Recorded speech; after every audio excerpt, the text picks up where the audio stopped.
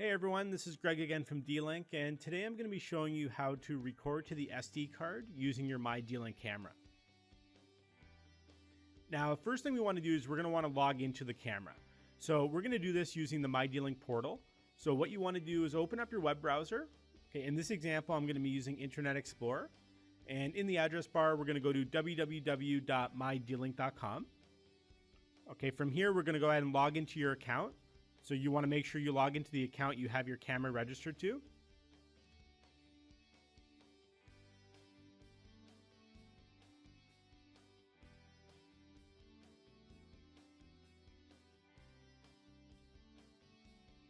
Once you've logged in, on the left-hand side, you want to just select the camera that you want to set up the SD recording for. Once you've selected it, just click on the settings button just right above the live video feed.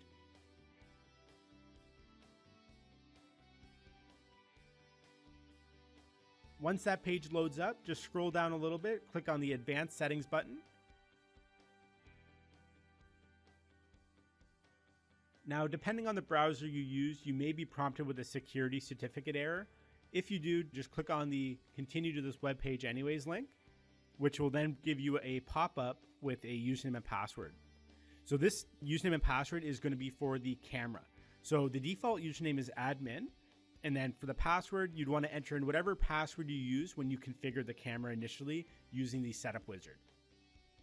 Once you've entered that in, just click on OK, which then will direct you to the configuration page of the mydlink camera. Now, in this example, we're using the DCS942L. However, if you have a different camera that does also have an SD card slot, the setup steps should be identical. So from here, you just want to click on the Setup tab at the very top. And on the left-hand side, you want to click on SD Management. Now, the first step in recording to the SD card is we need to make the camera aware of the SD card. So to do that, we need to format it. So you just want to click on the Format SD Card button. Okay, it'll load for a few seconds, and then it should give you a message saying that it was successful. From there, you just want to click on the SD recording link on the left-hand side.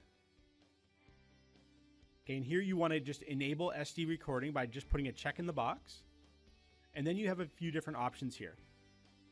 Okay, the first one being triggered by. So in the drop-down list, we have three different options. We have motion, schedule, and always.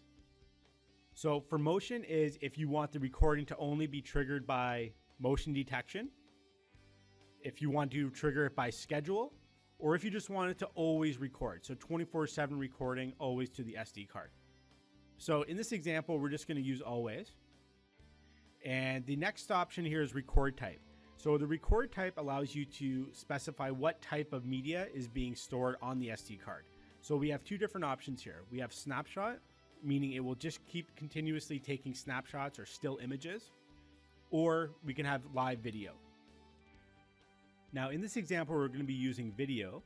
However, under the video, you're going to notice here you have record length. So when it's recording, you could specify how many minutes per file that it will save. So by default, it's set to 1. So meaning that for every 1 minute, there'll be one separate file. So in the drop-down list, you can change that from anywhere to 1 to 6 minutes. Again, I'm just going to leave it at 1 minute for this example. And then the next option here is for SD card. Now here we just have a couple of options. First one, keep free space. Okay, the default is 200 megs. And what this does is it just guarantees that there's always going to be 200 megabytes left on your SD card. This just prevents the camera from filling up your SD card to 100% capacity. And then the last option we have here is cyclic. So what this does, it allows the camera to start deleting older recordings to make room for the newer ones. All right, so once you've made all of your changes, just go ahead and click on the Save Settings button, either on the top or the bottom. You should get a message saying that the settings were saved. And then that's it. Now the camera's been configured to record directly to the SD card. For more helpful videos, please check out support.mydlink.com.